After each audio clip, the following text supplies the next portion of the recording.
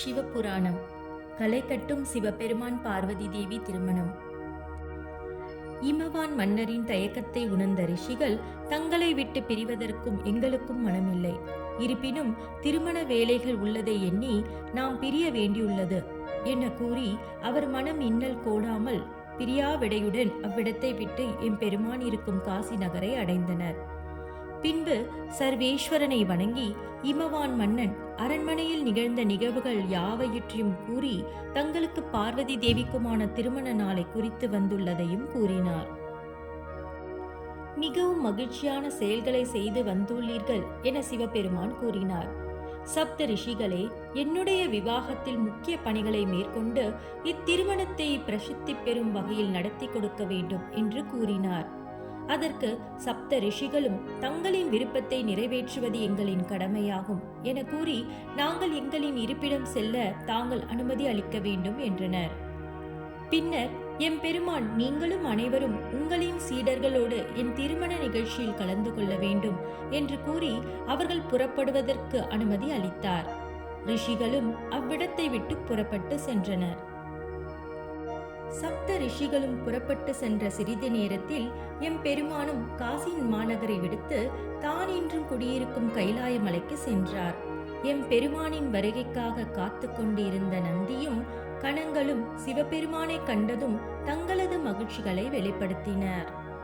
நந்தி தேவரோ மட்டற்ற மகிழ்ச்சி அடைந்தோம், உலகை ஆளும் சர்வேஸ்வரரே என்று கூறி இனி கைலாயம் மீண்டும் உயிர் பெற்று எங்களின் அன்னைக்கான வருகையை எதிர்நோக்கியுள்ளது என்று கூறி ஆடலும் பாடலுடனும் கைலாயமே மகிழ்ச்சி கொண்டது.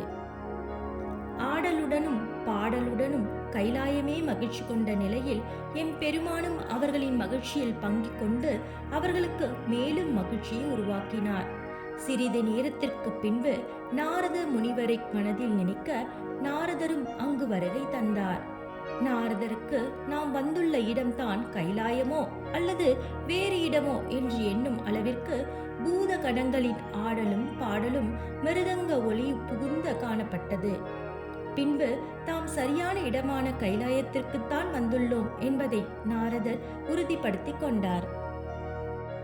பின்பு நாரத முனிவரை கண்ட நந்தி தேவரும் பூத கணங்களை அமைதிப்படுத்தி நாரதரை எம்பெருமானிடம் அழைத்து சென்றார். பின்பு இவர்களின் உரையாடல்களுக்கு எவ்விதமான இடையூறுகளும் ஏற்படாத வண்ணம் அங்கு இருந்த கணங்கள் அனைவரையும் நந்தி தேவர் அழைத்து சென்றார்.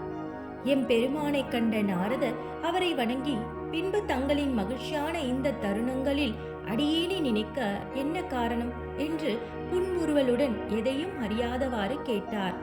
நாரதரே, நிகழ்ந்த நிகழ்வுகள் தாம் அறியாது போல் கேட்கின்றீர்களே என சிவபெருமான் கேட்டார்.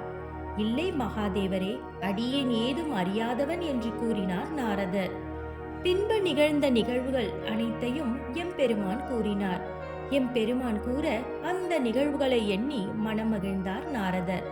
இறுதியில் சிவபெருமான் பார்வதி தேவி என்னை மனம் முடிப்பதற்காக பல்வேறு இன்னல்களையும் அனுபவித்து மனம் தளராமல் தான் மேற்கொண்ட முயற்சியில் வெற்றி கண்டு என்னையும் தன் வசப்படுத்தியதாக சிவபெருமான் கூறினார். நாரதர் சிவபெருமானிடம், நீங்கள் பக்தர்களின் வேண்டுதலுக்கு இணங்கி அவர்களின் வசம் செல்வது என்பது புதிதான செயலும் அன்று. பார்வதி தேவியின் தவத்தின் வலிமை அறிந்து தாங்கள் அவர்களுக்கு வரமாக தங்களை அளித்ததும் அவரின் மன விருப்பத்தினை நிறைவேற்றும் பொருட்டு நான் மிகுந்த மகிழ்ச்சி அடைந்தேன். மகாதேவரே, இனி நான் தங்களுக்கு ஏதாவது செயல் செய்ய வேண்டியுள்ளதா? உடனே ஆணையிடுங்கள். எந்த செயலாக இருப்பினும் எவ்விதமான தடையுமின்றி அதை உடனே நிறைவேற்றுகிறேன் என்று கூறினார். நாரதரே, இவ்வுலக நன்மையை கருதி நான் பார்வதி தேவியை அடைவேன். இதில் எவ்விதமான ஐயமும் கொள்ள வேண்டியதில்லை. இனி நான் சொல்லும் செயலை பிரம்மபுத்திரரே அதை நீரே செய்ய வேண்டும். நாரதரே, சத்தியலோகத்தில் இருக்கும் பிரம்மதேவருக்கும் பார்க்கடலில் வீற்றிருக்கும் திருமாலையும் மற்றும் தேவர்கள், முனிவர்கள், சப்த மாதர்கள் என அனைவரையும் என் திருமண விழாவிற்கு அழைக்க வேண்டும்.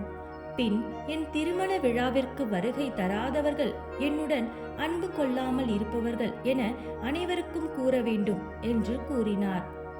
அவர் உரைத்த செயலை இனிதே முடித்தருள அவரின் ஆசி பெற்று புறப்பட்டார்.